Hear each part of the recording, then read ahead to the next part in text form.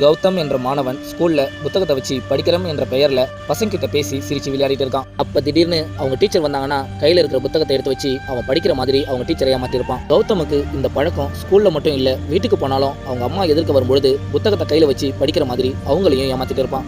இப்படியே சில நாட்கள் போன பிறகு அப்போ 12th எக்ஸாம் முடிஞ்சு ரிசல்ட் வருது. கௌதம் கூட படித்த எல்லா பசங்களும் பாஸ் ஆகிடுறாங்க. ஆனால் கௌதம் மட்டும் ஃபெயில் ஆகிடுறான்.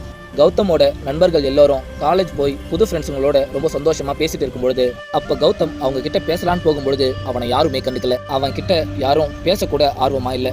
சொல்ல போனா அவனை யாரும் ஒரு ஆளா கூட மதிக்கல. இதையெல்லாம் பார்த்த கௌதமுக்கு அப்பதான் ஒரு விஷயம் புரியுது. இது வரைக்கும் நான் கையில புத்தகத்தை வச்சு படிக்கிற மாதிரி மற்றவங்கள தான் நான் ஏமாத்திட்டு இருந்தேன்னு நினைச்சிட்டு இருந்தேன். ஆனா இப்பதான் எனக்கு ஒரு விஷயம் புரியுது, இத்தனை நாளா நான் என்னையே நான் ஏமாத்திட்டு இருந்திருக்கிறேன்னு.